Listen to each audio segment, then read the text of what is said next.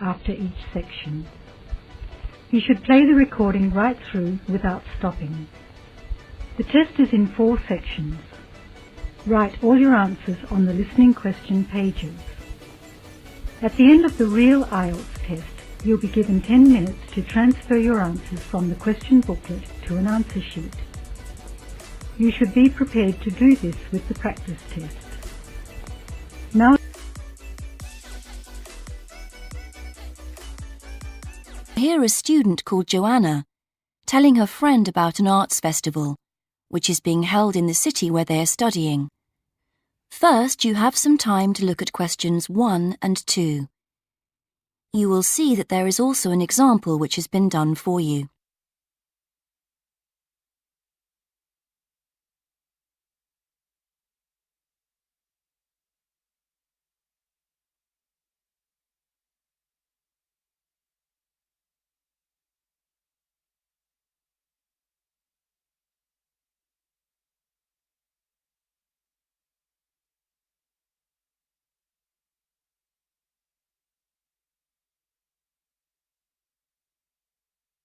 Now we shall begin. You should answer the questions as you listen, because you will not hear the recording a second time. Listen carefully and answer questions 1 and 2. Hi, Joanna. Where have you been? Hi, Dave. I had to go into college to return a DVD I'd borrowed from the library. Oh, right. But while I was there, I got some information about the City Arts Festival that starts next week. Oh, yeah? I saw a poster advertising it somewhere. Yeah, and I picked up this leaflet from the library. It gives you the website address. So as I was there, I logged on to get more information. Actually, although they've got the full programme of events fixed now, you can't book online, which seems strange. There's a number to phone, though. And are there student discounts? I guess so, but I didn't notice. Anyway, there are 3 things I'd like to see. An Italian film, a rock concert, and an art exhibition. Oh. The exhibition's free, and you don't need to book, so I'll definitely go to that. But I'm going to get tickets for the film in case they sell out. Good idea. You can always buy concert tickets at the door, because that's in a really big hall. Right. Before you listen to the rest of the conversation, you have some time to read questions 3 to 10.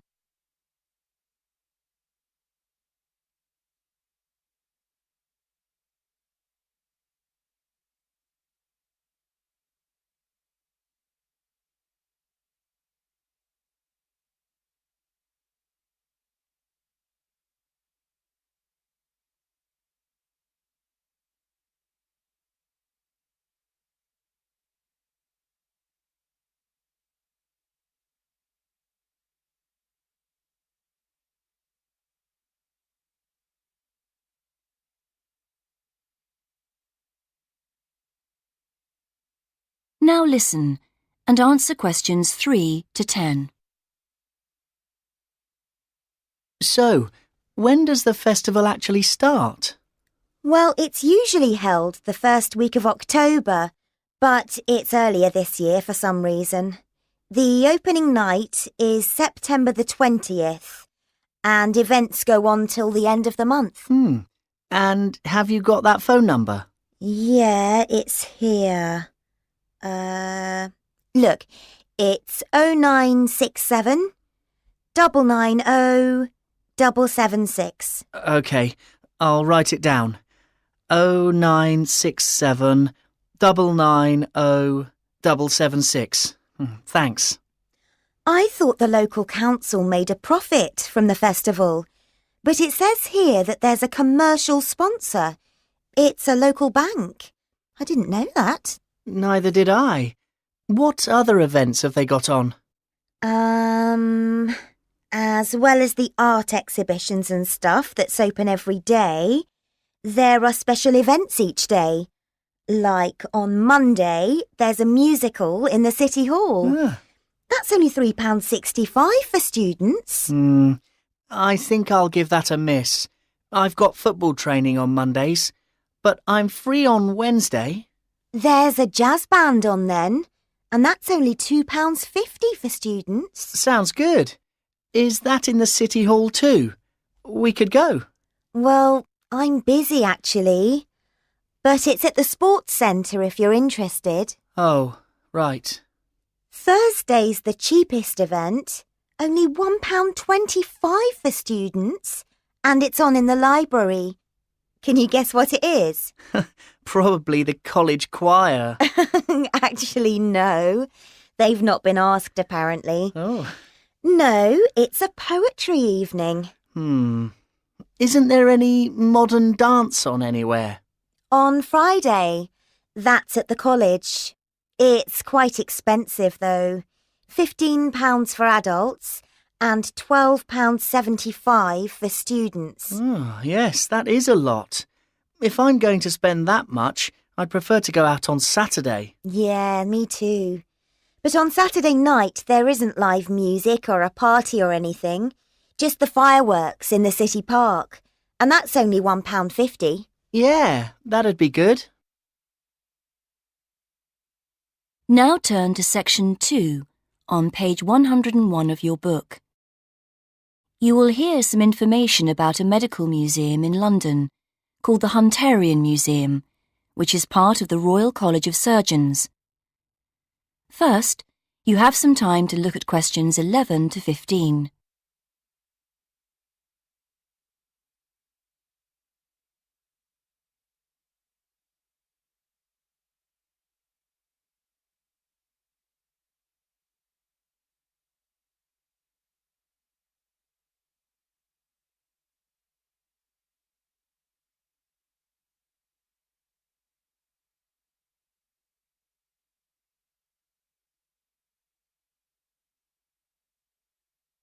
Now listen and answer questions 11 to 15.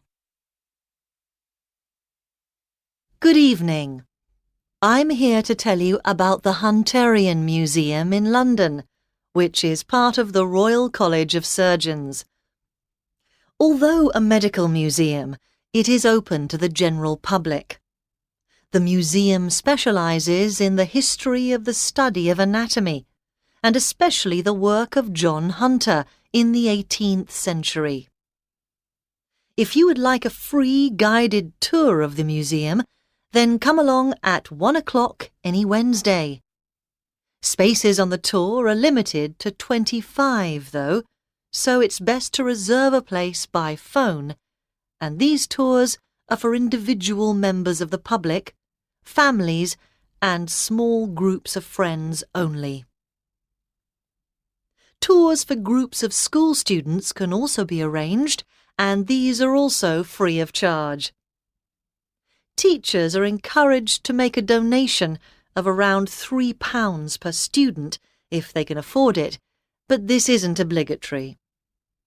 What teachers must do, however, is phone to agree a time in advance, as only one school party is allowed in at a time.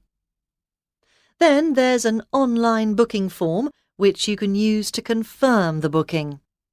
Or just send a letter if you prefer. For older students and adult groups, we provide more specialised tours, and these cost £100 for a short tour of 30 minutes, or if you want a slightly longer one, it's £130 for 45 minutes. There is a student discount, however, so college groups would pay £75 for the shorter tour, for example. In terms of facilities available at the museum, teachers and others should bear in mind that space is very limited. As we're in the centre of London, with many cafes and restaurants nearby, refreshments aren't sold on site, though there is a small shop selling souvenirs. Most of the things on show in the museum are preserved animal specimens in glass cases, so there are no interactive displays aimed at small children. And our tours are only in English, although there is printed material available in other major languages on request. There's also a lecture room, which groups can book for an extra charge, and this is equipped with PowerPoint projector and microscopes. Before you hear the rest of the presentation, you have some time to look at questions 16 to 20.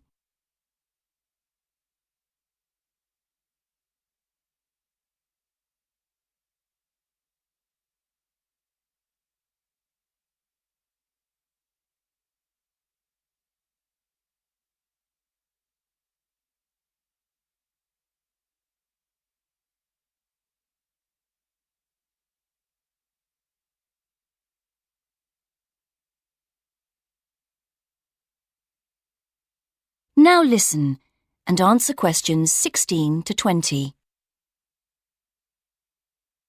Next, a bit about the history of the museum and the preserved animal and plant specimens you can see there. The museum's named after John Hunter, who was a pioneer in the study of anatomy. He was among the first to understand that the study of other animals could tell us a lot about how the human body works. John Hunter was born in 1728 and came to London to work as an assistant in an anatomy school in 1748. Here John did his training in the study of human anatomy. It was after 1760, however, that he turned his attention to animals. That's when he became a surgeon in the army, spending 3 years in France and Portugal, where he started collecting and preserving animal specimens such as lizards. On his return to London in 1763, Hunter set up in private practice and started to build up his collection of specimens. When he moved to a big house in Leicester Square in 1783, Hunter started to take in resident students and gave the name Teaching Museum to his collection. By the time of his death in 1793, Hunter had collected specimens from all over the world, including the first kangaroo to be seen outside Australia. He had 14,000 different exhibits, with 500 species of plants and animals represented. And many of these specimens can still be seen in the museum today, because in 1799 the collection was purchased by the government, who presented it to the Royal College of Surgeons. And they've been looking after it ever since, which is why the Hunterian Museum is located in their building in London to this day. Now turn to section 3 on page 102 of your book. You will hear a student called Sarah talking to her college tutor about some research she has to do as part of her course. First, you have some time to look at questions 21 to 27.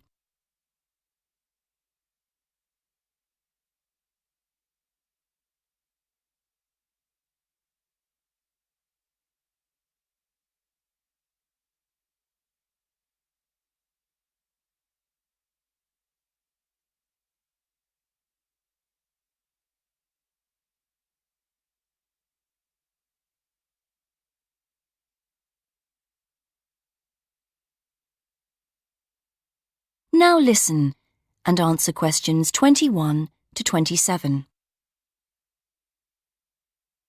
Hello, Sarah. Hi. So, you want to talk about your research project? That's right. I want to find out how many people use the Tourist Information Office and what they think of the service they get. Interesting. Have you written your proposal yet? No, that's what I wanted to ask you about. What should I include? Someone said I should make a list of my aims first. Well, I don't know about a list. A statement of aims is the correct term. It's just a quick summary of what you hope to get out of the project. OK, and should I include other documents I've prepared? like the questionnaire. I'm still working on that. I can check that later, but I think it's good to prepare an information sheet for participants. It would help you to think about interview methods. It'd be good to see that soon. Oh, right. And I want the project to have statistical data, not just to be a collection of opinions. That's good. So that should be clear from the proposal too. Great. So what else must I include in the proposal? Or are some things optional? OK, some things that people normally put in a research proposal don't really apply to you, like any costs involved. That can be really important in some research projects, but as we don't have a budget, it's not something you need to include. Any costs have to come out of your own pocket, I'm afraid. Yes, I understand that. But I do need to know your criteria for choosing who to interview. I've got to check that you're using good sampling principles, for example. Sure. And what about the way I'm going to analyse my findings? That's not essential at the proposal stage on this project, but if you've got some ideas, include them, because it could save time later. OK. And do I need to make it clear how the report will be organised? Oh, I'm going to be giving you a template to use, so there's no need to go into that in the proposal.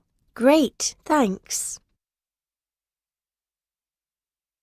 Before you hear the rest of the conversation, you have some time to look at questions 28 to 30.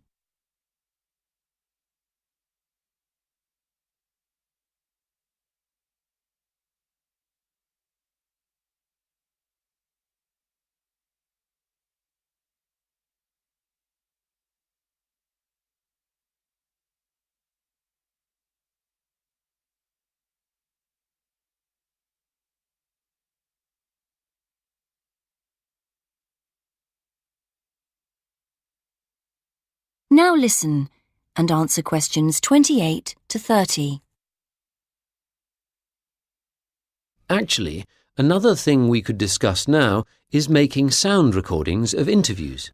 Oh, right. Do I have to record them all? I could try to get as many as possible, but it'd be rather expensive. Yes, don't worry. You only need a few chosen randomly just to give an idea of how the interviews are going.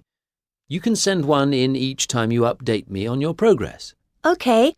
How often should I do that? I haven't done a timetable for the interviews yet, but they'll be spread over 3 or 4 weeks, with about 200 in total. I reckon on doing 20 a day. Let me know how you're getting on at the end of each day's interviewing then, whether you've had any problems or not. It can be a lonely job. Thanks. I appreciate that. And what about the confidentiality of participants? Because that can cause problems. Well, I'm getting them to sign a consent form. It says that I'll only use the information for my research, that I won't pass it on to anyone else. But that's the only promise I'm making. They have to give me their names and agree to their data being stored on the college computer network. That sounds good. You won't put names in your report, I know, and the data will all get deleted at the end of the year, but we don't promise any of that. Sure. Now turn to section 4 on page 103 of your book. You will hear part of a lecture about the wildlife on Christmas Island in the Pacific Ocean. First, you have some time to look at questions 31 to 35.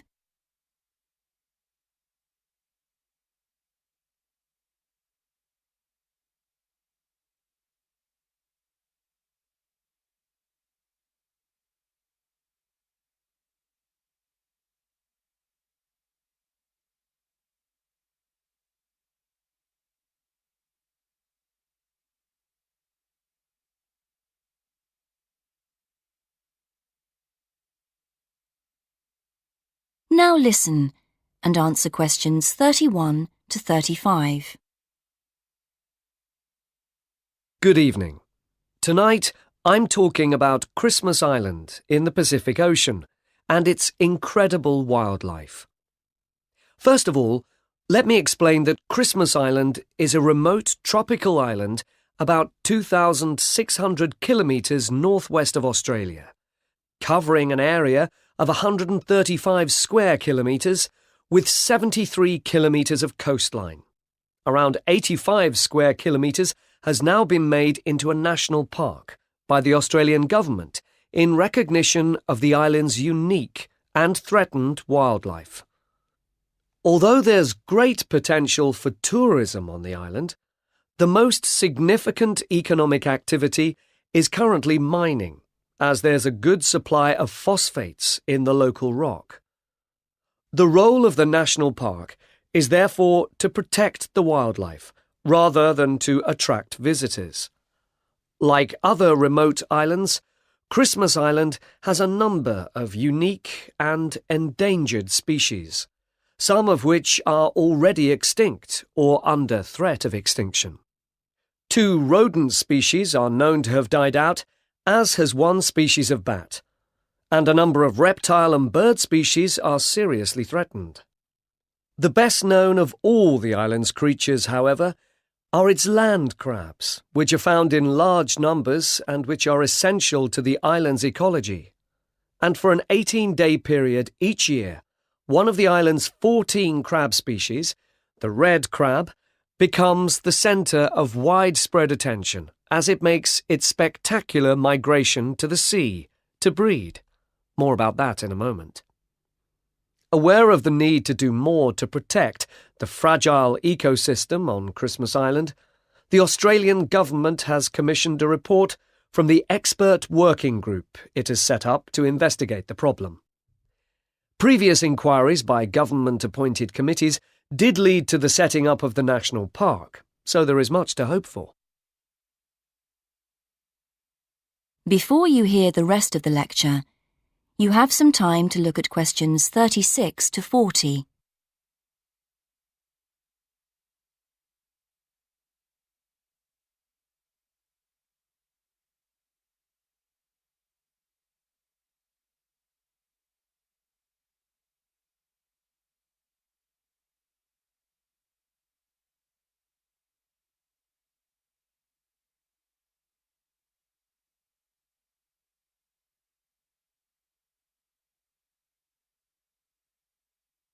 Now listen and answer questions 36 to 40.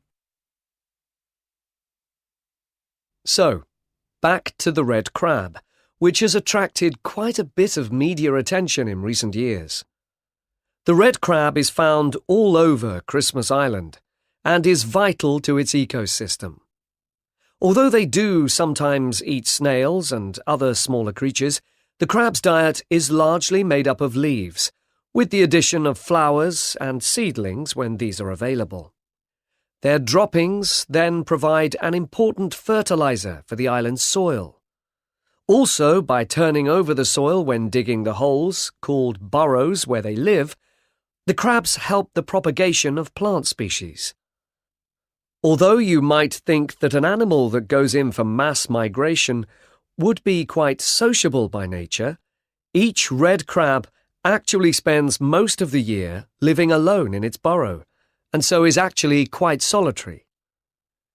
Each crab constructs a burrow in the earth, with 1 chamber inside and 1 tunnel entrance, and stays there most of the time, especially during the dry season.